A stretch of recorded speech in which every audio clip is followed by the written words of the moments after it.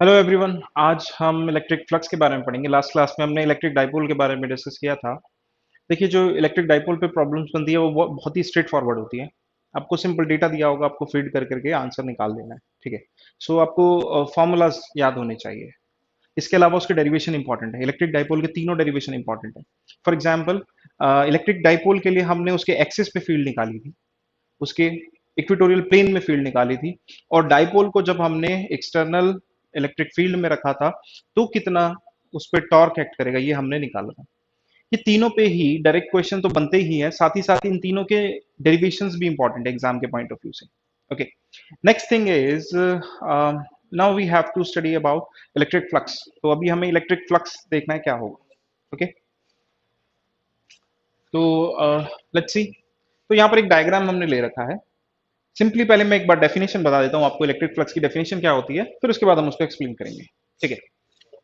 ये जो है यहाँ पर, ये जो एरोज हैं, ये रिप्रेजेंट कर रहे हैं यहाँ पर इलेक्ट्रिक फील्ड को।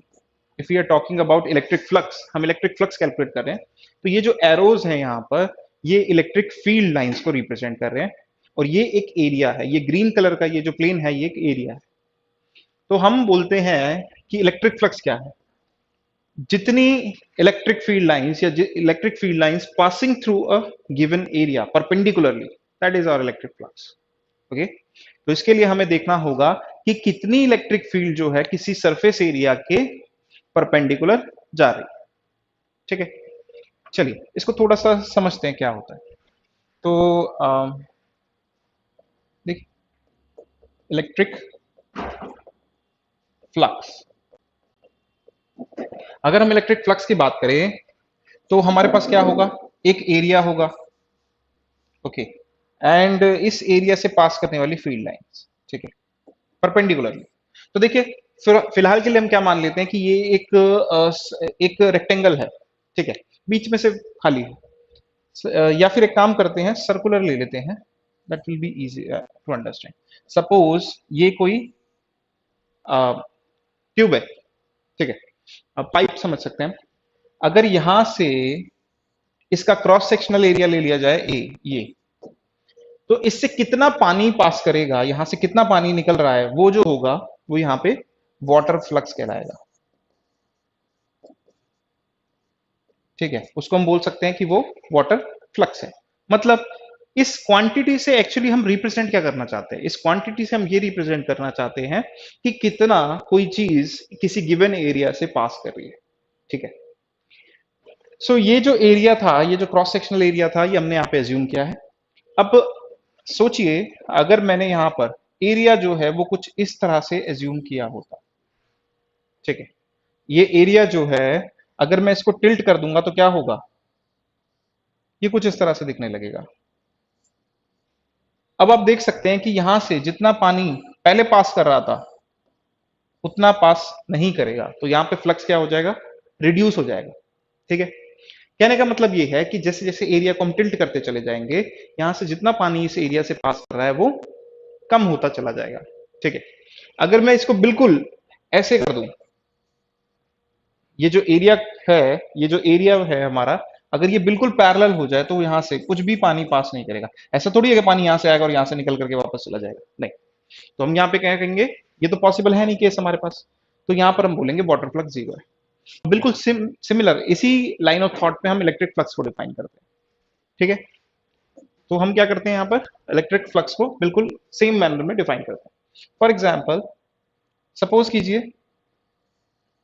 ये कोई गिवन एरिया है हमारे पास, ये एक सर्कुलर लूप है। अब ये देखने में यहाँ पर सर्कुलर नहीं लग रही है, लेकिन ये एक्चुअली इस तरह से इस प्लेन में है यहाँ पर। ठीक है। अब ये इस तरह से है तो हमने इसको ड्रॉ किया तो कुछ ऐसा दिख रहा है। अब यहाँ पर देखिए, इलेक्ट्रिक फील्ड लाइन जो है, हो सकता है इसके परपेंडिकुलर हो सकता है कुछ एंगल बना रही हो। अब हमें क्या करना है, हमें एक जनरलाइज केस लेना है। ठीक है। जनरलाइज केस में हम क्या एज्यूम करते हैं कि इलेक्ट्रिक फील्ड लाइन कुछ एंगल बना रही है। कितना एंगल बना रही है, सपोज थीटा। ठीक है। अब कितना फ्लक्स होगा, ये क्या है, इलेक्ट्रिक फील्ड लाइन। मैंने यहां पर एक ही लाइन शो की है, पर इसका मतलब ये नहीं है कि इलेक्ट्रिक फील्ड लाइन एक ही है। यहां पर क्या होगा, बहुत सारी जा रही होंगी, लेकिन हमें समझने के लिए एक सफिशियंट है, इसलिए हमने यहां पर एक ही ड्रॉ किया। ठीक है। अब हमें देखना है कि कितना इस फील्ड का कितना पार्ट इससे परपेंडिकुलर जा रहा है। देखिए फील्ड, इलेक्ट्रिक फील्ड जो होती है वेक्टर क्वांटिटी होती है। हम यहां पर अगर ये निकाल लें, अगर हम यहां पर ये निकाल लें कि इसका कितना पार्ट परपेंडिकुलरली जा रहा है तो काम बन जाएगा। अब वो कैसे निकल सकता है, सपोज करो ये थी हमारी इलेक्ट्रिक फील्ड, इसका जो ये कंपोनेंट होगा यहां पर एरिया के परपेंडिकुलर जो कंपोनेंट होगा उससे बात बन जाएगी हमारे यहां पर। ठीक है, तो इस इलेक्ट्रिक फील्ड को हम दो पार्ट में यहां पे डिवाइड कर सकते हैं और इसमें से जो हमारा एरिया के परपेंडिकुलर होगा that will be taken to calculate the flux. तो इसकी हमें बात करें। अब देखिए हमेशा हमें कौन सा कंपोनेंट लेना होगा इलेक्ट्रिक फील्ड का, वो component which is perpendicular to area. ठीक है, अब हम अगर रिकॉल करें तो हमने डॉट प्रोडक्ट में पढ़ रखा है कि डॉट प्रोडक्ट क्या करता है। देखिए ये कोई वेक्टर बी है अगर, और ये कोई वेक्टर है ए, ठीक है, इनके बीच का एंगल अगर थीटा है तो ए डॉट बी हमें क्या देता है, हम ये बोल सकते हैं कि ये क्या करता है, बी वेक्टर को ए के अलोंग, बी का ए के अलोंग क्या कंपोनेंट है, बी कॉस थीटा। ठीक है, बी इसका मैग्नीट्यूड है और ये हो जाएगा बी कॉस थीटा। तो बस ये क्या करता है, डॉट प्रोडक्ट क्या करता है, इस कंपोनेंट को जो ए के अलोंग है उसको ए के मैग्नीट्यूड से मल्टीप्लाई करके दे देता है। देखिए ए बी कॉस थीटा आ गया। इस तरह से हम इसको समझ सकते हैं। ऐसे ही हमने इसे वर्कडन में समझा था। हमने एक यूट्यूब पे वीडियो डाल रखी है डॉट प्रोडक्ट की, अगर आपको इसमें डाउट है तो आप वो देख सकते हैं। देखिए तो यहां पर हमें क्या करना है, हमेशा इसके परपेंडिकुलर चाहिए, मतलब इसका कंपोनेंट चाहिए। अब इसका कंपोनेंट चाहिए तो हम यहाँ पे क्या कर सकते हैं, एक डायरेक्शन एज्यूम कर सकते हैं यहाँ पे। ठीक है, तो हम यहाँ पे क्या करते हैं, एरिया के परपेंडिकुलर एक डायरेक्शन एज्यूम करते हैं जिसको हमने बोला एन कैप। डायरेक्शन बताने के लिए यूनिट वेक्टर काम आ जाता है। ठीक है, तो इस वेक्टर के अलोंग हमें निकालना है इसका क्या कंपोनेंट है। क्लियर। दूसरी चीज यहां पर इसको हम एरिया वेक्टर की तरह भी ट्रीट कर सकते हैं। देखिए एरिया जो होता है एक स्केलर क्वांटिटी होती है। ठीक है, चलिए ऐसे ही बता देते हैं। सपोज कीजिए ये कोई एरिया है, सर्कुलर लूप है। ठीक, तो यहां पर इसकी कोई डायरेक्शन नहीं होती है, लेकिन कोई भी गिवन एरिया है, अगर सपोज कीजिए मैं अपनी हथेली की बात करूं यहां पर, तो हम उसे वेक्टर क्वांटिटी की तरह ट्रीट कर सकते हैं। ठीक है, हम क्या कर सकते हैं, उसके परपेंडिकुलर एक एरिया वेक्टर ले सकते हैं, एक वेक्टर ले सकते हैं। ठीक है, उसके परपेंडिकुलर एक वेक्टर ले सकते हैं और इसका मैग्नीट्यूड कितना होगा, जितना ये एरिया है, और डायरेक्शन क्या होगी, जो इसके परपेंडिकुलर डायरेक्शन हमने ली है। ठीक है, तो यहां पर डायरेक्शन तो ये हो गई, मैग्नीट्यूड इस एरिया का क्या हो गया, ए हो गया, या एस जो भी हम मानना चाहें। तो अगर मैं इस एरिया वेक्टर को लिखना चाहूं तो एरिया वेक्टर कितना हो जाएगा, ये हो जाएगा, मैग्नीट्यूड क्या हो जाएगा, ए हो जाएगा, और डायरेक्शन क्या हो जाएगी, एन कैप हो जाएगी। तो इस तरह से हम एरिया वेक्टर को लिख सकते हैं। तो सिंपली इस एरिया वेक्टर के अलोंग जितना इलेक्ट्रिक फील्ड होगा वो हमें कैलकुलेट करना है, सिंपल। तो ये एंगल जो है ये है थीटा। ठीक है, अब इसमें बड़ा ही आपको केयरफुल रहना है। इलेक्ट्रिक फील्ड एरिया के परपेंडिकुलर वेक्टर के साथ थीटा एंगल बना रही है, एरिया के साथ नहीं बना रही है। देखिए ये जो एरिया है, ये जो एरिया है इसके साथ फील्ड कितना एंगल बना रही है वो नहीं हम मान रहे, उसके परपेंडिकुलर जो वेक्टर है उससे हमने थीटा एंगल देख करके बताया। ठीक है, तो यहां पे ये ध्यान रखना है, क्योंकि जरूरी नहीं है कि ये दोनों एंगल क्या हो, इक्वल हो। क्यों, क्योंकि जब ये 45 होगा तभी ये इक्वल होंगे, अगर ये 30 है तो ये 60 होगा, क्योंकि ये दोनों कंपोनेंट्स क्या है, परपेंडिकुलर है। ठीक है, तो ये हमें यहाँ पर एक गलती का जो सबसे बड़ा स्कोप होता है यहाँ पर इस फ्लक्स को कैलकुलेट करने में, उसमें ये है, क्योंकि आपको एग्जाम में दे देगा कि angle between area, plane of the area and electric field is 60 degree, आप कैलकुलेट कर दो, तो आप ये वाला थीटा यूज करके निकाल दोगे तो गलत हो जाएगा। ठीक है, तो यहां पर ये है हमारे पास। तो अब इसका कंपोनेंट इसके अलोंग क्या हो जाएगा, ये हो जाएगा E cos theta, isn't it. So it is simple, ये कंपोनेंट क्या हो जाएगा, ई कॉस थीटा। अब इलेक्ट्रिक फ्लक्स कैसे डिफाइन करते हैं, ई कॉस थीटा इनटू में एरिया, जितने एरिया से फील्ड लाइंस परपेंडिकुलरली पास कर रही है। तो हम दो चीज लेते हैं, इलेक्ट्रिक फील्ड का कंपोनेंट परपेंडिकुलर इसके, और एरिया वेक्टर। ठीक है, तो फ्लक्स कैसे डिफाइन करेंगे, इलेक्ट्रिक फ्लक्स आगे जाकर के मैग्नेटिक फ्लक्स भी हम ऐसे ही डिफाइन करेंगे। क्या, ई कॉस थीटा मतलब इलेक्ट्रिक फील्ड का कितना कंपोनेंट है परपेंडिकुलर टाइम्स एरिया। ठीक है, ये हमारा क्या हो गया, इलेक्ट्रिक फ्लक्स। इसी को हम डॉट प्रोडक्ट की फॉर्म में लिख सकते हैं। देखिए ये भी एक वेक्टर क्वांटिटी है, एरिया भी एक वेक्टर क्वांटिटी है, और थीटा जो है वो ई और ए के बीच का एंगल है। तो इस वजह से हम क्या कर सकते हैं, यहां पर इसको ई डॉट ए लिख सकते हैं। ठीक है, तो हमारा जो फ्लक्स हो गया वो ये हो गया इलेक्ट्रिक फ्लक्स, ये फॉर्मूला होगा। तो हम ये भी यूज कर सकते हैं फॉर्मूला, ये भी यूज कर सकते हैं, दोनों सही है। ठीक है, चलिए, तो ये हो गया हमारा इलेक्ट्रिक फ्लक्स का फॉर्मूला। अब किस तरह के क्वेश्चन इस पे बन सकते हैं, एक चीज हम वो देखेंगे। दूसरी चीज मैं एक चीज और आपको बोल देता हूं, अभी हमने बहुत सारे न्यूमेरिकल्स प्रैक्टिस नहीं किया, ऑल्दो जैसे कूलम्स लॉ से न्यूमेरिकल बनते हैं, तो वहां पर हमने बहुत सारे न्यूमेरिकल देखे थे। इलेक्ट्रिक फील्ड के न्यूमेरिकल्स हमने देखे थे। इलेक्ट्रिक डाइपोल पे हमने नहीं किया है। ठीक है, और इलेक्ट्रिक डाइपोल पे कुछ और डिफरेंट तरीके के न्यूमेरिकल भी बनते हैं, जैसे स्टेबिलिटी वगैरह के, स्टेबल इक्विलिब्रियम, अनस्टेबल इक्विलिब्रियम, वो हम करेंगे सेकंड चैप्टर में। ओके, तो वहां पर ही हम उसको जान पाएंगे कि स्टेबल और अनस्टेबल इक्विलिब्रियम का मीनिंग क्या है, प्रॉपरली हम वहीं पर जान पाएंगे। तो अभी ये खत्म होने के बाद हम कुछ क्लासेस लेंगे जिनमें न्यूमेरिकल्स हम फोकस करेंगे न्यूमेरिकल्स। तो देखिए, अब सिंपल सी बात है, हमें क्या है, हमारे पास है फ्लक्स का फॉर्मूला ई डॉट ए। तो अब इसमें किस तरह की प्रॉब्लम बन सकती है, इस फॉर्मूले को देख करके हम बता सकते हैं। देखिए, इसमें हो सकता है कि आपको ये एरिया भी खुद ही कैलकुलेट करना पड़े। आपको क्या बोला जाए, डायरेक्टली एरिया ना दे करके वो बोल दे कि एक स्क्वायर लूप है या एक रेक्टेंगुलर लूप है, ठीक है, जिसकी लेंथ है 2 सेंटीमीटर और ब्रेड्थ है 5 centimetre, for example.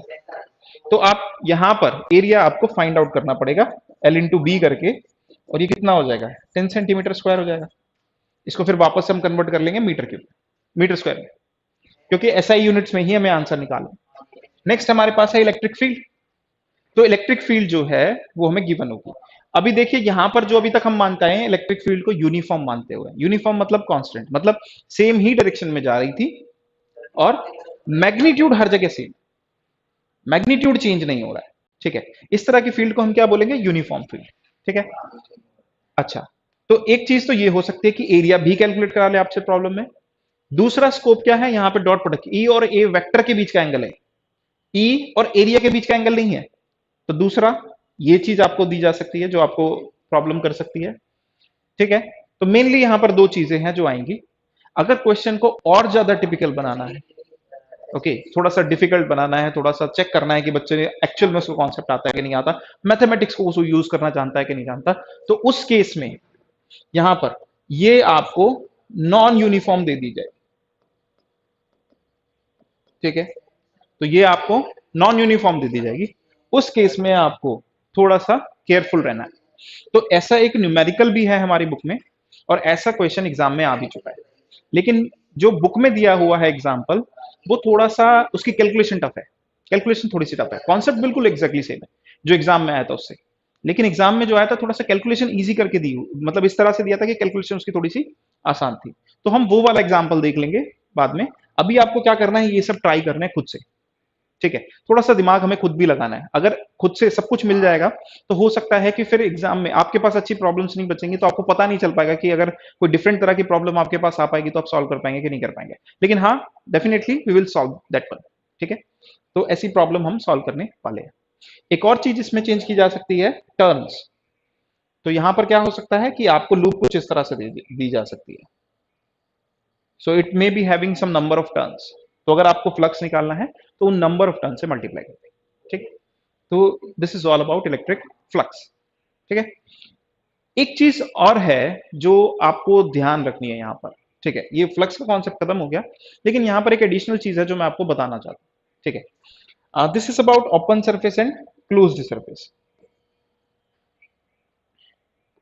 Okay, so let's see, open and closed surfaces, इस कॉन्सेप्ट को हम आगे भी यूज करेंगे,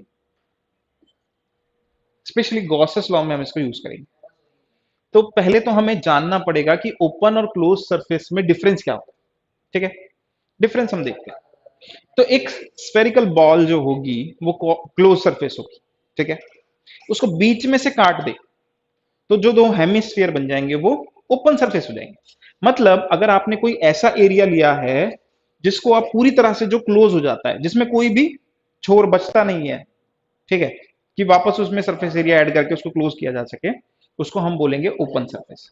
ठीक है, देखिए यहाँ पे, तो ये हेमिस्फेरिकल बाउल जो हो जाएगा, ये क्या हो जाएगा, ओपन सरफेस हो जाएगा। और ये स्फेरिकल क्या हो जाएगा हमारे पास, एक क्लोज सरफेस हो जाएगा।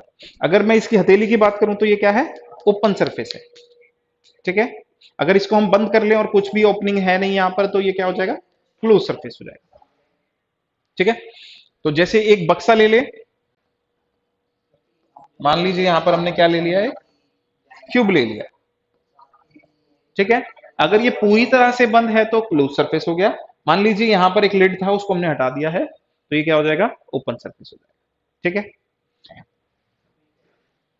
ध्यान से सुनिए जरा, अगर मेरे पास कोई भी सरफेस है, कोई भी सरफेस है, उस सरफेस के ऊपर हम दो नॉर्मल वेक्टर ड्रॉ कर सकते हैं, दो परपेंडिकुलर वेक्टर ड्रॉ कर सकते हैं। जैसे कि यहां पर देखो, अभी हमने लिया ना, यहां पर ऐसे करके, और दूसरा ऐसे भी करके भी तो हो सकता था, एक ऐसे करके और एक ऐसे करके, दो तरह के हमारे पास परपेंडिकुलर वेक्टर हो सकते हैं। तो बाय कन्वेंशन, कन्वेंशन का मतलब ये रूल नहीं है, बस हम ऐसा करते आते हैं। अगर आपके पास क्लोज्ड सरफेस है, अगर आपके पास क्लोज सरफेस है, तो आप हमेशा आउटवर्ड डायरेक्शन में लोगे नॉर्मल वेक्टर, यानी एरिया वेक्टर। देखिए जरा, जैसे ये बंद है, अगर ये क्लोज है, अगर क्लोज सरफेस है ये, तो क्या होगा, अगर आपको इस सरफेस पे एरिया वेक्टर बनाना है या परपेंडिकुलर वेक्टर लेना है, तो आप आउटवर्ड लोगे। कन्वेंशनली है ये, कन्वेंशन है ये, this is not a law. और यहां पर भी ऐसे, बाहर की तरफ ऐसे, अंदर की तरफ फिर ऐसे परपेंडिकुलर। अगर ऊपर वाले फेस पे लेना है तो ऐसे और ऐसे। ठीक है, तो अब यहां पे दो चीजों पे हमें ध्यान देना है। एक तो कोई भी क्लोज सरफेस जो होगा उस पे हमेशा आउटवर्ड डायरेक्शन, देखिए अंदर की तरफ भी तो यहां पर हो सकता था ना, लेकिन ऐसे नहीं लेंगे। ठीक है, कन्वेंशनली हम आउटवर्ड ही लेते हैं, तो आउटवर्ड लेंगे, पहला पॉइंट जो फोकस करने का है। दूसरा, जब सरफेस क्लोज होता है ना, तो हो सकता है कि अलग अलग जगह पर सेम परपेंडिकुलर वेक्टर हो और अलग अलग जगह पे अलग अलग भी हो सकता है। जैसे इस क्यूब की बात करें तो इसमें 6 फेसेस हैं, और 6 के 6 फेसेस पे जो एरिया वेक्टर निकल के आएगा वो अलग अलग निकल के आएगा। इसमें अंदर है, उसमें बाहर है, इसमें राइट में, इसमें लेफ्ट में, इसमें टॉप पे है, इसमें बॉटम पे। ठीक है, लेकिन अगर इसी सरफेस के अलग अलग पॉइंट पे आप ड्रॉ करोगे तो वो सेम डायरेक्शन में आ रहा है। ठीक है, तो इस पूरे सरफेस पे कोई भी एरिया वेक्टर लोगे तो वो इसी डायरेक्शन में आ रहा है, इस एक फेस पर। लेकिन सारे फेस पर देखो तो अलग अलग आ रहे हैं।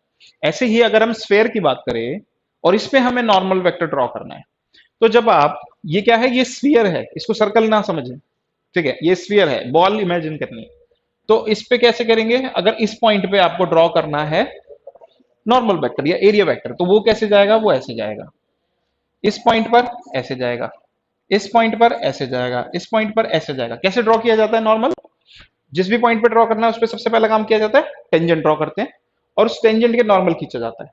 अब देखेंगे कि जितने भी नॉर्मल आप इस स्फीयर पे ड्रॉ करेंगे वो सारे के सारे सेंटर से पास करेंगे। ठीक है, ये ड्रॉ भले से ये थोड़ा सा गड़बड़ हो गया हो, ये सारे कैसे होंगे, सेंटर से ही पास करेंगे। Okay, this is the property of circle. Next, ये स्फीयर है, देखिए जैसे ये भी मान लीजिए, तो यहां पर भी ड्रॉ कर सकते हैं, वो भी सर्कल से होते जाएगा। ऐसे भी ड्रॉ करोगे तो ये किससे जाएगा, ऐसे होते हुए जाएगा। तो अब ये सारे हर पॉइंट पे जो नॉर्मल वेक्टर होगा अलग हो जाएगा। यहाँ पे कुछ पार्ट पे सेम हो रहे हैं और अलग अलग पार्ट पे अलग अलग भी हो रहे हैं। ठीक है, तो ये हो गया क्लोज सरफेस के बारे में। लेकिन ओपन सरफेस का क्या करें फिर, ऐसे भी ले सकते हैं, ऐसे भी ले सकते हैं, क्या इसके लिए भी कोई कन्वेंशन है कि राइट वाला लेना है या लेफ्ट वाला है? लेकिन अगर ऐसे ही सरफेस एरिया होगा तो टॉप लेना पड़ेगा या बॉटम लेना पड़ेगा। तो ऐसा कोई रूल नहीं है इसमें। या तो आपको क्वेश्चन में गिवन होगा कि ये एरिया है और एरिया वेक्टर से इतना एंगल बन रहा है या एरिया से इतना एंगल बन रहा है, उसके हिसाब से आप कैलकुलेट कर लीजिएगा। ठीक है, या फिर आप अपनी मर्जी से, अपनी कन्वीनियंस के हिसाब से जहां मर्जी वेक्टर को मान सकते हैं और उसको सॉल्व कर सकते हैं। ठीक है, ओपन का जनरली जो ओपन सरफेस जो है जनरली आपको फ्लक्स निकालने काम आएगा, जो अब फॉर्मूला हमने यूज किया है। क्लोज सरफेस फ्लक्स निकालने के भी काम आ सकता है, एक चीज, और दूसरी चीज उसको हम गॉसेस लॉ में भी यूज करेंगे, तो आप ध्यान रखिएगा, क्योंकि गॉसेस लॉ में आगे हम देखेंगे कि हमें हमेशा क्लोज्ड सरफेस चाहिए होता है, ओपन सरफेस चाहिए ही नहीं होता। ठीक है, so this is about our electric flux and open and closed surfaces. Okay, now next thing is, हमारी कुछ प्रॉपर्टीज रह गई थी इलेक्ट्रिक फील्ड की पहले। ओके, तो यहाँ पे इलेक्ट्रिक फील्ड की प्रॉपर्टीज हम एक बार कंप्लीट कर लेते हैं। इलेक्ट्रिक फील्ड की प्रॉपर्टीज एक बार और देख लेते हैं। उसके बाद हम उसके बाद हम क्या करेंगे? हाँ, उसके बाद हम आगे बढ़ सकते हैं चार्ज डेंसिटीज की तरफ, और फिर हम गॉसेस लॉ की बात करें। So we have sufficient time. I think we can cover up to charge densities at least. Okay, let's talk about properties of electric field. तो इलेक्ट्रिक फील्ड की फर्स्ट प्रॉपर्टी होती है कि अगर आपको किसी भी पॉइंट पर इलेक्ट्रिक फील्ड की डायरेक्शन चाहिए, देखिए क्या होगा, कोई चार्ज होगा, सपोज करो ये पॉजिटिव चार्ज है और ये कैसा है, ये नेगेटिव चार्ज है। तो ये इलेक्ट्रिक फील्ड ऐसे जा रही होंगी, ऐसे जा रही होगी, ऐसे जा रही होगी, ऐसे जा रही होगी, ऐसे, ऐसे, ठीक है, हमेशा पॉजिटिव चार्ज से नेगेटिव की तरफ जा रही है। Okay, so it is like this.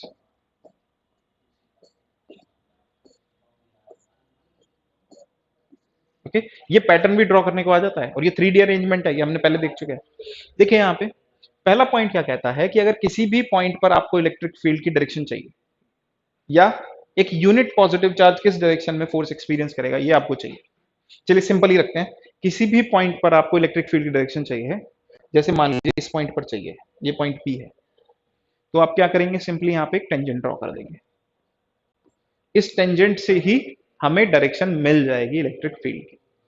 Okay, तो हमने लास्ट टाइम बात की थी जब इलेक्ट्रिक फील्ड पढ़ा था कि हमें ऐसे ऐसे ऐसे ऐसे बहुत सारे वेक्टर्स मिलते चले जाएंगे, उन सबके लोकस को जब हम ज्वाइन कर देंगे फाइनली हमें ये पाथ मिल जाएगा। ठीक है, तो भले से हमने इलेक्ट्रिक फील्ड की प्रॉपर्टी स्पेशली अलग से नहीं पढ़ी थी, लेकिन हमने इनडायरेक्टली वो चीज बता दी थी कि जब भी आपको किसी पॉइंट पर इलेक्ट्रिक फील्ड की डायरेक्शन चाहिए, मान लीजिए यहां पर चाहिए, तो यहां पर भी तो फील्ड लाइन ड्रॉ की जा सकती है, और इस पे जो टेंजेंट होगा वो डायरेक्शन दे देगा आपको इलेक्ट्रिक फील्ड की। तो टेंजेंट जब भी आप ड्रॉ करेंगे इलेक्ट्रिक फील्ड लाइन पर, आपको डायरेक्शन मिल जाएगी उस पॉइंट पर electric field. Okay, so first is about direction. Another thing is about notes. तो नोट्स में मतलब हम लोग जो है वो अपलोड कर देंगे एप्लीकेशन पे, तो आप वहां से जाके ले सकते हैं। ओके, या फिर मैं नेक्स्ट क्लास में आपको बता दूंगा कैसे हम नोट्स आपको प्रोवाइड कर देंगे, ऑनलाइन आपको मिल जाएंगे नोट्स। हाँ, नहीं नहीं, नोट्स के लिए बस बता रहे। तो first is about direction. Next one, electric field lines जो होती हैं वो कभी भी क्लोज लूप नहीं बनाती। आगे जाकर के हम देखेंगे कि मैग्नेटिक फील्ड लाइंस जो होती हैं वो क्लोज हो जाती हैं, मतलब एक जगह से स्टार्ट हुई दूसरी जगह पे फिनिश हो गई, उनका कोई छोर नहीं होता। ठीक है, वो क्या होती हैं, पूरी कंप्लीट लूप बनाते, लूप मतलब एक क्लोज पाथ बनाते। लेकिन इलेक्ट्रिक फील्ड में ऐसा नहीं होता, यहां से पॉजिटिव चार्ज से ये ओरिजिनेट होती हैं। अगर हम इस केस की बात करें, और ये कहां टर्मिनेट हो जाएंगे, नेगेटिव चार्ज पर टर्मिनेट हो जाएंगी। टर्मिनेट मतलब क्या होता है, टर्मिनेट मतलब होता है खत्म होना। Terminate means to finish. ठीक है, ओरिजिन हुई यहां से और यहां पे टर्मिनेट हो गई। अगर यहां पे पॉजिटिव और नेगेटिव चार्ज है तो, लेकिन अगर सिर्फ पॉजिटिव चार्ज है सपोज करो, तो क्या होगा, तो इससे ओरिजिनेट होंगी, और अगर इसकी प्रॉक्सिमिटी में या इसके पास या फिर इसके इन फाइनाइट डिस्टेंस, किसी भी फाइनाइट डिस्टेंस तक कोई और नेगेटिव चार्ज नहीं है, तो ये सारी की सारी फील्ड लाइंस कहां पे जाएंगी, इन्फिनिटी पे जाके टर्मिनेट होगी। ठीक है, हम ये नहीं कह रहे हैं कि ये इन्फिनिटी से फिर वापस आएंगी, या ये कहीं से मुड़ करके भी कहीं भी वापस आने वाली नहीं। तो ये क्या होंगी, ओरिजिनेट हो जाएंगी और टर्मिनेट इन्फिनिटी पर जाएंगी। अगर ये नेगेटिव चार्ज है तो सारी की सारी कहां टर्मिनेट होंगी, नेगेटिव पे टर्मिनेट होंगी, क्योंकि इसमें एंटर करती है। और ओरिजिनेट कहां से हो रही है, अब ये ओरिजिनेट हो रही है इंफिनिटी से और टर्मिनेट हो रही है नेगेटिव चार्ज पे। ठीक है, तो दूसरा प्रॉपर्टी क्या है हमारे पास, कि ये ओरिजिनेट और टर्मिनेट होती हैं, क्लोज लूप नहीं बनाती। इसका रीजन ये है कि इलेक्ट्रिक फील्ड लाइंस जो होती है वो कंजर्वेटिव होती है, कंजर्वेटिव नेचर की होती है, जिसकी वजह से ये चीज पॉसिबल हो पाती है। कंजर्वेटिव फोर्स या कंजर्वेटिव फील्ड क्या होती है, इसका थोड़ा सा आइडिया हम सेकंड चैप्टर के स्टार्टिंग में लेंगे। ओके, नेक्स्ट, थर्ड इज, वैसे कंजर्वेटिव फोर्स के बारे में आपने 11th में भी पढ़ा होगा, जब आपने पोटेंशियल एनर्जी के बारे में पढ़ा होगा। Okay, so this is about electric field. Okay, इसके अलावा पॉजिटिव चार्ज से ओरिजिनेट होती हैं, नेगेटिव पे टर्मिनेट होती हैं। और अगर किसी भी पर्टिकुलर पॉइंट पे आप इलेक्ट्रिक फील्ड की डायरेक्शन निकालना चाहते हो या इलेक्ट्रिक फील्ड कैलकुलेट करना चाहते हो तो हम वहां पे क्या करते हैं, एक यूनिट पॉजिटिव चार्ज रख देते हैं, टेस्ट चार्ज, और उस पे हम डायरेक्शन और मैग्नीट्यूड देख लेते हैं फोर्स का, और उस चार्ज से डिवाइड कर देते हैं। अगर यूनिट पॉजिटिव चार्ज लेंगे तो डिवाइड करने की जरूरत नहीं पड़ेगी, और इस तरह से हम कैलकुलेट कर सकते हैं electric field. So these are the properties of the electric field, जिनमें से ये दोनों जो है इंपॉर्टेंट है। ठीक है, तीसरी एक और जो इंपॉर्टेंट प्रॉपर्टी है वो ये है कि कभी भी इलेक्ट्रिक फील्ड लाइंस इंटरसेक्ट नहीं करती, they do not intersect. Electric field lines जो है वो कभी भी इंटरसेक्ट नहीं करती। क्यों नहीं करती? इसके लिए हमें पहली प्रॉपर्टी जो है उसका अच्छे से आइडिया होना चाहिए। ठीक है, हम क्या करते हैं, हम इसे कंट्राडिक्टरी मेथड से प्रूव करते हैं। हम दो फील्ड लाइंस ले लेते हैं जो एक दूसरे को इंटरसेक्ट कर रही है, और हम उनको प्रूव कर देते हैं कि ऐसा हो नहीं सकता। ठीक है, तो हमने पहले क्या एज्यूम कर लिया यहां पर, पहले यहां पर लेट अस एज्यूम कि दो फील्ड लाइंस हैं जो इंटरसेक्ट कर रही। ठीक है, तो एक फील्ड लाइंस ऐसे जा रही थी, एक ऐसे जा रही थी, डायरेक्शन से कोई फर्क नहीं पड़ता। ठीक है, ठीक है, तो ऐसे हमने पहले एज्यूम कर लिया। अब हम प्रूव कर देंगे कि ऐसा हो नहीं सकता। क्यों? देखिए जरा, पहली प्रॉपर्टी क्या कहती है कि किसी भी पॉइंट पर अगर आप टेंजेंट ड्रॉ कर देंगे तो आपको क्या मिल जाएगा, इलेक्ट्रिक फील्ड की डायरेक्शन मिल जाएगी। अब सोच के देखिए, इलेक्ट्रिक फील्ड जो होती है वो वेक्टर क्वांटिटी होती है, इसीलिए तो उसकी डायरेक्शन होती है। अब एक चीज और सोचिए कि क्या किसी वेक्टर की दो डायरेक्शन पॉसिबल है? ऐसा नामुमकिन है। एक वेक्टर की हमेशा एक ही पॉसिबल डायरेक्शन हो सकती है। ओके, तो इलेक्ट्रिक फील्ड की भी किसी पॉइंट पर एक ही पॉसिबल डायरेक्शन है। लेकिन जब आप इस पॉइंट ऑफ इंटरसेक्शन पी पर देखेंगे तो थोड़ा सा ध्यान से आप देखिएगा, यहां पर हम कितनी टेंजेंट्स ड्रॉ कर सकते हैं। देखिए जरा, एक ये जो कर्व है इसके ऊपर ऐसे करके एक टेंजेंट ड्रॉ हो सकती है। ठीक है, ये हमने बोल दिया कर्व 1 है, इसके ऊपर टेंजेंट यहां पर इस पॉइंट पर। नेक्स्ट, अगर हम बात करें सेकंड कर्व की, तो इसके ऊपर भी तो एक टेंजेंट ऐसे ड्रॉ की जा सकती है। अब टेंजेंट जो होती है वो इलेक्ट्रिक फील्ड की डायरेक्शन देती है, इसका मतलब यहां पे तो दो डायरेक्शन हो गई। क्या किसी वेक्टर की दो डायरेक्शन हो सकती है? नहीं हो सकती। तो हमने शो कर दिया कि अगर इलेक्ट्रिक फील्ड लाइंस इंटरसेक्ट कर रही हैं तो दो डायरेक्शन आ जाएंगी, विच इज नॉट पॉसिबल। इसका मतलब क्या है कि ये इंटरसेक्ट नहीं करनी चाहिए, इसका सिंपल सा मीनिंग ये है। तो इस तरह से हम इसको लिखते हैं एग्जाम में। ओके, क्या लिखेंगे कि अगर if electric field lines do intersect, then we can draw two tangents at the point of intersection of the field lines, which will give us two direction of the electric field at the same point, which is not possible for a electric field or a vector quantity, whatever. Therefore electric field lines cannot intersect. Okay, so this is how we can write it. It is simple. So these three properties are very important, जो आपको ध्यान में रखनी चाहिए। इसको use भी करना हो सकता है और इसे डायरेक्टली एक्सप्लेन भी करवा सकता है कि ऐसा क्यों। ओके, नेक्स्ट अब हमें पढ़ना है चार्ज डेंसिटी के बारे में। So we are over with this topic, let's start with the charge densities. Okay,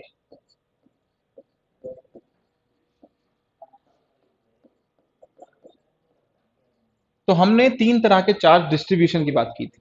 ठीक है, देखिए जरा, जो चार्ज है स्पेस में, स्पेस क्या है हमारा, जगह है। स्पेस मतलब जगह। ये कैसा है, ये थ्री डायमेंशनल है। अब ये थ्री डायमेंशनल जो जगह है इसमें चार्ज किस तरह से अवेलेबल हो सकता है, या तो एक पॉइंट पे चार्ज हो सकता है जिसको हमने बोल दिया पॉइंट चार्ज, वो हमने स्टडी कर लिया अब तक। लेकिन अभी तक हमने दूसरे डिस्ट्रीब्यूशन की बात नहीं की है। दूसरा डिस्ट्रीब्यूशन क्या हो सकता है, लाइन पर एक वन डायमेंशनल अरेंजमेंट हो सकता है, वन डायमेंशनल अरेंजमेंट हो सकता है, या वन डायमेंशनल डिस्ट्रीब्यूशन हो सकता है चार्ज का। ठीक है, तो यहां पर हमारे पास फर्स्ट केस क्या है, लीनियर चार्ज डिस्ट्रीब्यूशन, और ये जो है ये है corresponding to one dimensional distribution of charge. ठीक है, एक पॉइंट पे डिस्ट्रीब्यूट हो गया, वन डायमेंशन में हो गया, टू डायमेंशन में होगा तो टू डायमेंशन मतलब x axis y axis, that means एक प्लेन में चार्ज डिस्ट्रीब्यूटेड है, मतलब सरफेस पे चार्ज डिस्ट्रीब्यूटेड है। अगर थ्री डी डिस्ट्रीब्यूशन है तो लाइन ऐसे और ऐसे पूरा, यानी स्पेस के अंदर वॉल्यूम के अंदर चार्ज डिस्ट्रीब्यूशन है, तो उसको हम क्या बोल सकते हैं, वॉल्यूम चार्ज डिस्ट्रीब्यूशन। अब अगर हम इस तरह से समझेंगे तो हमें पता चलेगा कि हमें पॉइंट चार्ज डिस्ट्रीब्यूशन पड़ा है, लाइन चार्ज डिस्ट्रीब्यूशन पड़ा है, और लाइन चार्ज डिस्ट्रीब्यूशन हम पढ़ने वाले हैं, फिर सरफेस, और उसके बाद हम वॉल्यूम चार्ज डिस्ट्रीब्यूशन पढ़ने वाले हैं। ठीक है, तो उससे हमें समझ में आएगा कि हम ये चार ही क्यों पढ़ रहे हैं और क्यों पढ़ रहे हैं। ठीक है, तो उससे उसका रीजन क्या है कि स्पेस में चार्ज किसी भी तरह से डिस्ट्रीब्यूटेड हो सकता है, और हमारे पास हम किस तरह से ऑब्जर्व कर सकते हैं, इसे चार ही पॉसिबल वेज में डिस्ट्रीब्यूट कर सकते हैं, सॉरी क्लासिफाई कर सकते हैं, और वो चारों हमने पढ़ने हैं। एक हम पढ़ चुके हैं पॉइंट चार्ज, और अब सेकंड की हम शुरुआत करने वाले हैं, लीनियर चार्ज डिस्ट्रीब्यूशन। इसका मतलब क्या है, सिंपल सा, कि एक लाइन होगी, एक लाइन होगी, लाइन मतलब एक वायर हो सकता है जिसको आपने चार्ज कर दिया है, तो होगा क्या, इसके ऊपर चार्ज डिस्ट्रीब्यूटेड होगा।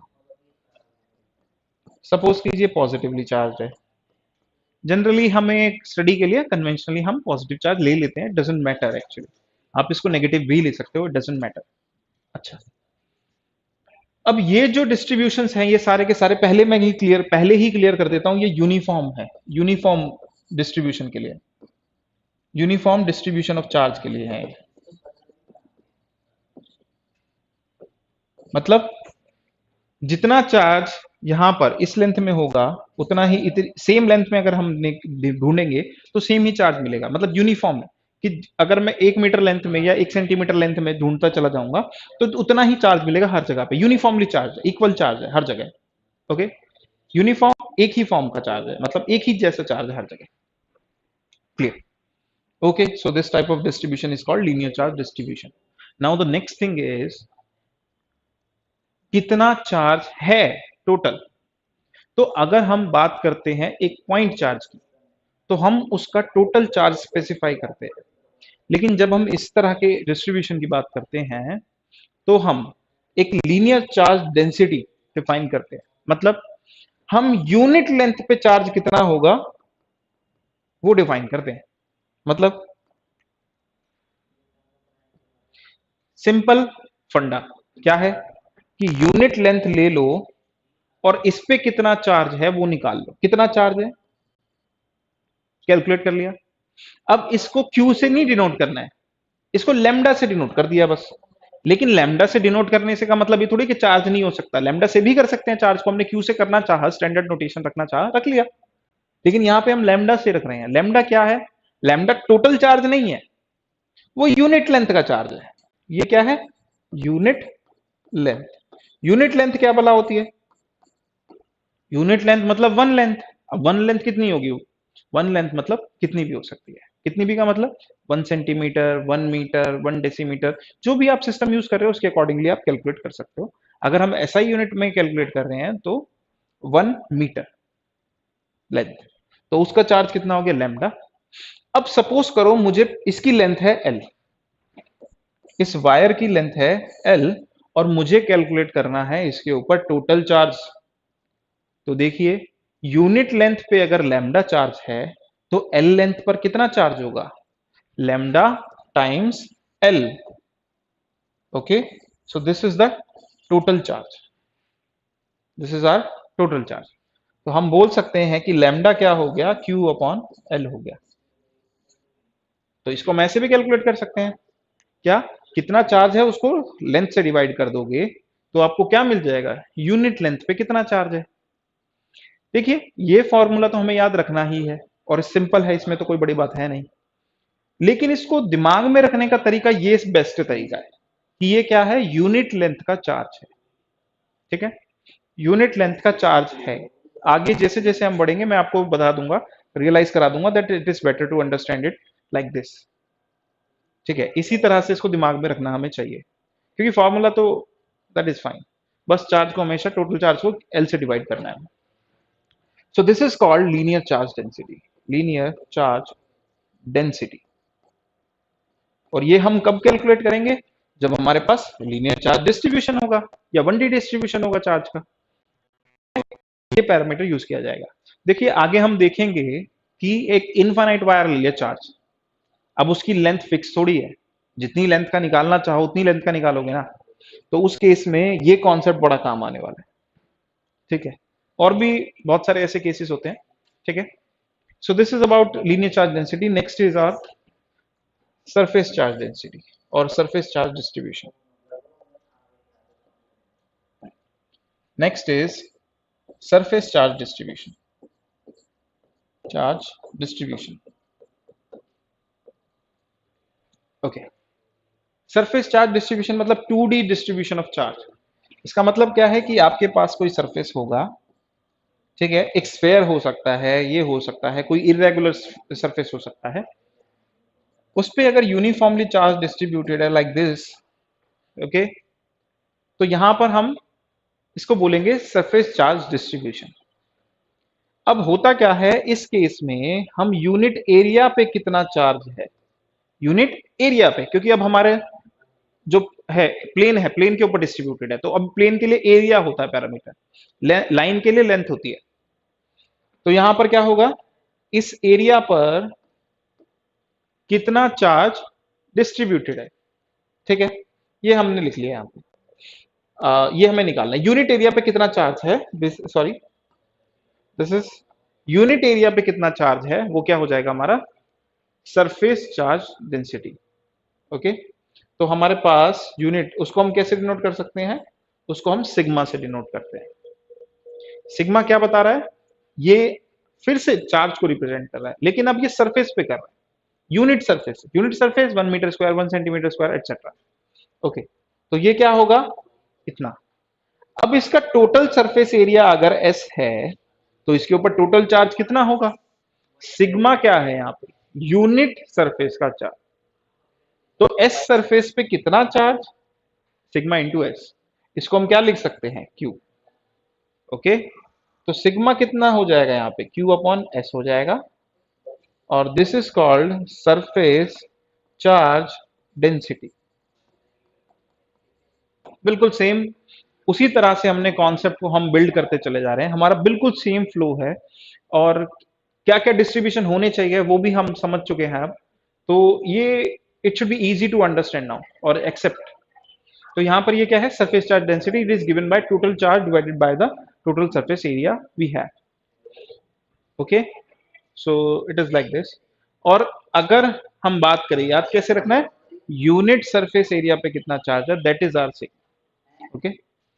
On the same line of thought, we have volume charge density or volume charge distribution. Okay, let's see. तो अब हम समझ चुके हैं वॉल्यूम चार्ज डिस्ट्रीब्यूशन कि क्या हम करने वाले हैं। कोई वॉल्यूम है, ओके, सपोज वॉल्यूम के लिए हम ऐसे ड्रॉ कर लेते हैं, डजेंट मैटर, आप कोई भी वॉल्यूम ड्रॉ कर सकते हैं, उसमें यूनिट वॉल्यूम में कितना चार्ज है, okay, that is given by rho. तो रो क्या है, रो भी चार्ज ही है, लेकिन यूनिट वॉल्यूम का चार्ज है। यूनिट वॉल्यूम का चार्ज का मतलब क्या है, 1 मीटर क्यूब या 1 सेंटीमीटर क्यूब में कितना चार्ज, ओके। तो अगर इतना यूनिट वॉल्यूम में चार्ज है और इस पूरे की वॉल्यूम वी है जिसके अंदर चार्ज डिस्ट्रीब्यूटेड है, मतलब कैसे, इसको इस तरह से समझिए, जैसे कि कोई सपोज कीजिए कोई बॉल है और उसके अंदर जगह जगह पे चार्ज क्या है, इंजेक्ट कर दिया गया, ओके। तो यहाँ पे क्या होगा, वॉल्यूम चार्ज डिस्ट्रीब्यूशन हो जाएगा, और ये भी यूनिफॉर्म होना चाहिए। तो उसमें यूनिट वॉल्यूम में इतना चार्ज है, तो वी वॉल्यूम में कितना चार्ज होगा, टोटल से मल्टीप्लाई कर दीजिए, तो यहां पर हमारे पास ये टोटल चार्ज निकल के आ जाएगा। तो rho will be equals to q over V, that means this is called volume charge density. तो देखिए तीनों ही केस में कॉन्सेप्ट तो बिल्कुल सेम है और सेम ही तरह से डिराइव किया गया है, सेम ही तरह से उसको हमने बनाया है, लेकिन सिंबल अलग अलग है। अब ये चीज आपको बिल्कुल अच्छे से ध्यान रखनी है कि लैम्डा हो चाहे सिग्मा हो चाहे रो हो, ये तीनों के तीनों ही क्या है, ये चार्ज ही हैं, बस ये यूनिट लेंथ पे चार्ज है, ये यूनिट सरफेस पे चार्ज है, और ये यूनिट वॉल्यूम पे चार्ज, ओके। तो जो हमने क्यू हमने डिनोट किया वही है ये एक तरह से, और उनके रिलेशन हमें याद रखने हैं कि क्या क्या हमारे पास चार्ज डेंसिटीज हैं। सो this is about charge density. I hope आपको ये सब ये समझ में आ गया होगा। सो this is about charge densities. Next हमें क्या करना है, अब हमें गॉसेस लॉ को शुरू करना है। आज हम क्या करेंगे, गॉसेस लॉ क्या है उसको समझेंगे, और क्या क्या रिक्वायरमेंट होगी, किस तरह से उसको हैंडल करेंगे, ये सब चीजें हम आज देखते हैं। ठीक है, नेक्स्ट क्लास में हम सारी एप्लीकेशंस खत्म कर लेंगे और न्यूमेरिकल्स भी हम शुरू कर देंगे, और उसके बाद हम एक क्लास और दो क्लास न्यूमेरिकल्स करके इस चैप्टर को फिनिश कर देंगे। अब थोड़ा सा उसके बाद हम थोड़ा सा स्पीड भी बढ़ा सकते हैं। ओके, सो ओके, अब हमें स्टार्ट करना है गॉसेस लॉ।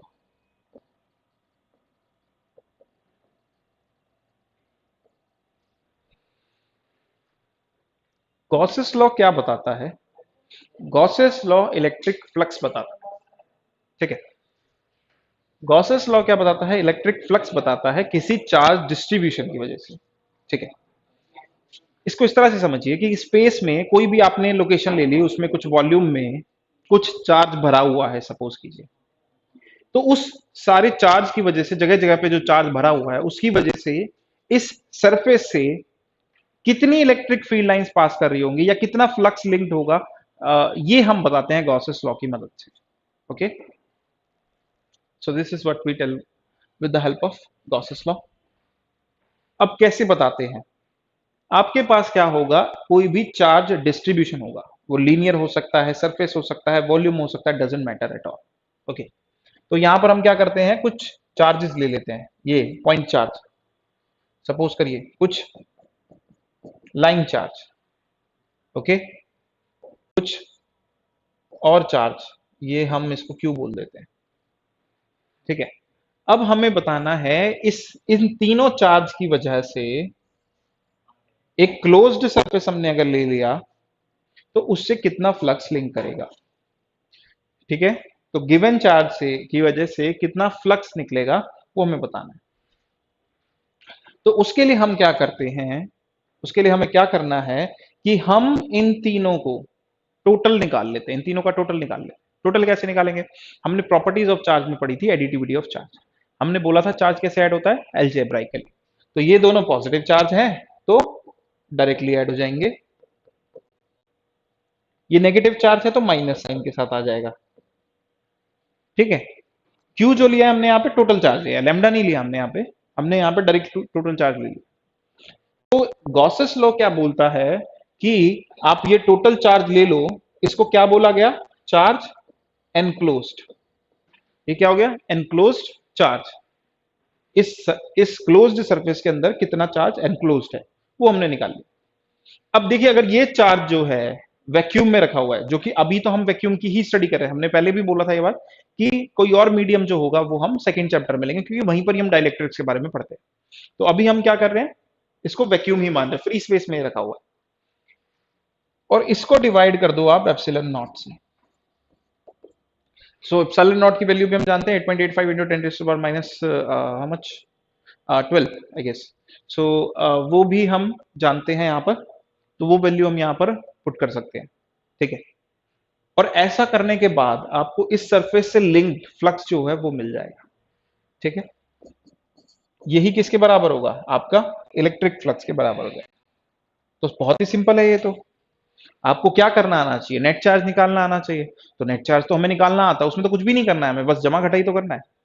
पॉजिटिव को पॉजिटिव उठाया, नेगेटिव को नेगेटिव उठाया, जोड़ देना है, बस सिंपल। इससे सिंपल क्या चीज हो सकती है हमारी, तो हम सिंपली निकाल सकते हैं।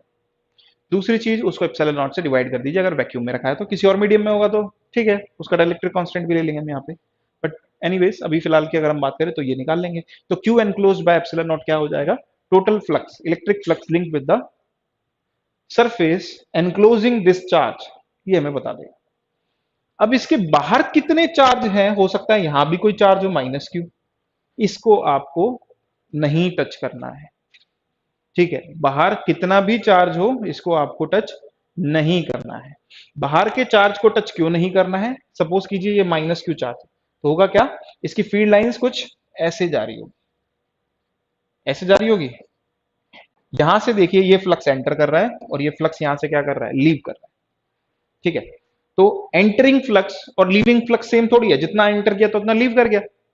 और इससे जितनी भी फील्ड लाइंस आएंगी देखो, या तो टेंजेंशियल होगी, टेंजेंशियल हुई तो सरफेस के अंदर कहां गई, और अगर टेंजेंशियल नहीं हुई तो हो सकता है किस कहीं भी इंटरसेक्ट ना करे।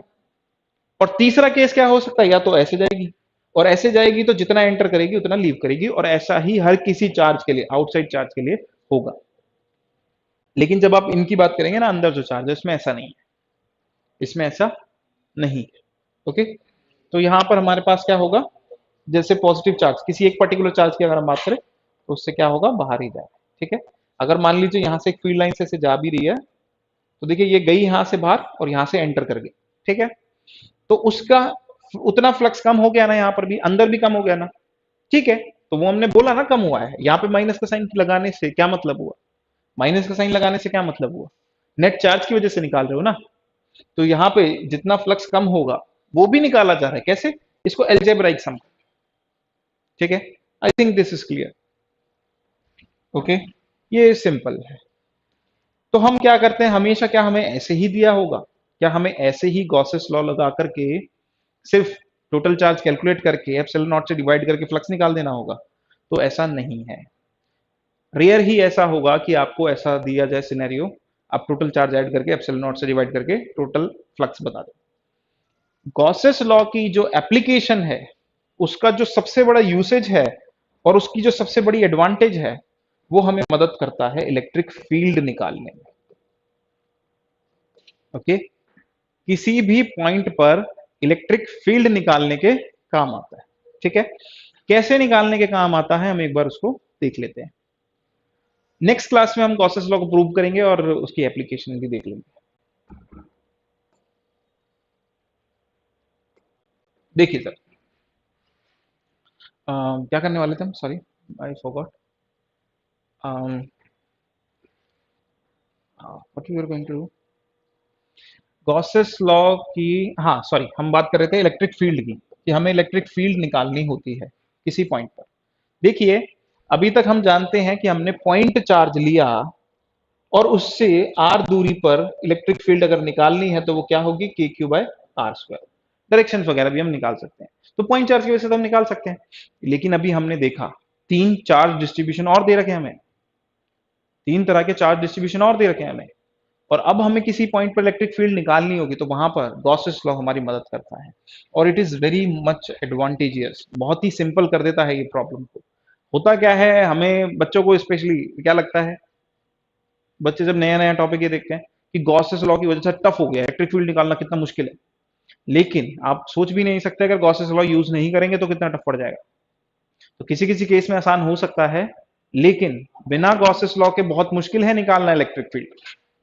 ठीक है, तो कैसे निकालते हैं, जैसे कोई सरफेस चार्ज डिस्ट्रीब्यूशन सॉरी, ये सरफेस चार्ज डिस्ट्रीब्यूशन दे दिया, लाइन चार्ज डिस्ट्रीब्यूशन दे दिया, कुछ भी दे दिया, और यहां पर चार्ज कितना भी है कोई फर्क नहीं पड़ता, इससे हम यहां से इलेक्ट्रिक फ्लक्स टोटल बता सकते हैं। ये हमने देख लिया था। अब देखिए इलेक्ट्रिक फ्लक्स क्या होता है, इलेक्ट्रिक फ्लक्स होता है E dot S. Electric flux जो है, अभी हम सिंपल फाई से ही लिखेंगे, आगे हमें हो सकता है कि फाई ई से रिप्रेजेंट करना पड़े, तो उसको हम लिख सकते हैं ई डॉट एस। ओके, पर ये फॉर्मूले कब काम करते हैं, देखिए ये फॉर्मूला कब काम करता है। अभी हमने बात की थी इलेक्ट्रिक फ्लक्स पढ़ते हुए, हमारे पास दो तरीके हो सकते हैं, दो चीजें हो सकती हैं, या तो इलेक्ट्रिक फील्ड कांस्टेंट हो सकती है या ये वेरिंग हो सकती है। ठीक है, नॉन यूनिफॉर्म हो सकती है। अगर ये कांस्टेंट है, ठीक है, ये कांस्टेंट है, एंगल कांस्टेंट है इनके बीच का, तो हम इसको directly E S cos theta से कैलकुलेट कर सकते हैं, या ये फॉर्मूला यूज कर सकते हैं डायरेक्टली फ्लक्स कैलकुलेट करने के लिए। अदरवाइज हमें क्या करना पड़ेगा, फ्लक्स कैलकुलेट करने के लिए हमें E डॉट डी एस, यानी कि जो भी सरफेस हमें गिवन है उसके इनफाइनाइटली स्मॉल एरिया से कितनी इलेक्ट्रिक फील्ड पास कर रही है वो कैलकुलेट कीजिए, और उसको इंटीग्रेट कर दीजिए पूरे सरफेस एरिया पे, तब आपको क्या मिलेगा, इलेक्ट्रिक फील्ड मिलेगी। ठीक है, ये बहुत ही इंपॉर्टेंट है। जैसे हमने वर्क डन निकाला था, वर्क डन निकालने के क्या तरीके होते हैं, या तो हम एफ डॉट एस कर सकते हैं। ऐसा कब करते हैं, जब फोर्स कांस्टेंट होती है। अगर फोर्स वेरिएबल होती है तो हम क्या करते हैं, F dot D S integral. ठीक है, तो यहां पर ये एस क्या है, ये डिस्प्लेसमेंट एक्चुअली। ओके, तीसरा तरीका हम ग्राफ से भी कैलकुलेट कर सकते हैं, area under F S curve will give you the work done. Similarly flux भी यहाँ पे सेम कॉन्सेप्ट है, इसलिए यहाँ पे हमने रिपीट नहीं किया, बट हो सकता है बहुत से लोगों को ना पता हो, इसलिए मैं यहाँ पे फिर से बता दे रहा हूँ। अगर इलेक्ट्रिक फील्ड कांस्टेंट है और उनके बीच का एंगल कांस्टेंट है, सब कुछ कांस्टेंट है, तो हम क्या कर सकते हैं, यहाँ पर ये डायरेक्ट फॉर्मूला लगा करके सॉल्व कर सकते हैं। प्रॉब्लम कब आती है, ये हो गया वेरिएबल, ओके, या थीटा हो गया वेरिएबल, तो हम क्या करेंगे, यहाँ पर ये फॉर्मूला लगाएंगे, इंटीग्रल्स की मदद से हम इसको कैलकुलेट करेंगे टोटल, और इसको सॉल्व करके हम फ्लक्स निकालेंगे। ठीक है, अब देखिए हमने अभी बोला कि इलेक्ट्रिक फील्ड कैलकुलेट करने के काम आता है गॉसेस लॉ, तो हम उसका रिलेशन देखते हैं कैसे काम आता है। देखिए गॉसेस लॉ क्या कह रहा है, phi is equals to q enclosed over epsilon naught. ये क्या है, इलेक्ट्रिक फ्लक्स। अब इलेक्ट्रिक फ्लक्स तो ये होगा ना, इलेक्ट्रिक फ्लक्स तो ये होगा। ठीक है, इसको थोड़ा सा ध्यान से देखिएगा। अगर आपके दिमाग में ये डाउट आ रहा है कि ये तो कांस्टेंट होगा तो दूसरा फॉर्मूला लगता है, तो उसके लिए मैं क्लियर कर देता हूं कि ये फॉर्मूला किसी भी केस में लग सकता है, चाहे कांस्टेंट हो चाहे वेरिएबल हो, जैसे कि वर्क डन में हुआ करता था। वर्क डन में भी यही हुआ करता था ना, कि इंटीग्रल वाला फॉर्मूला हम कभी भी लगा सकते हैं। ठीक है, लेकिन अगर आप ये यूज करना चाहते हो तो ये जब यूज कर सकते हो जब फोर्स कांस्टेंट। ओके, ठीक है, तो अब हमारे पास ये आ गया। अब होगा क्या, आपको कुछ चार्ज डिस्ट्रीब्यूशन गिवन होगा, सपोज कीजिए लीनियर चार्ज डिस्ट्रीब्यूशन।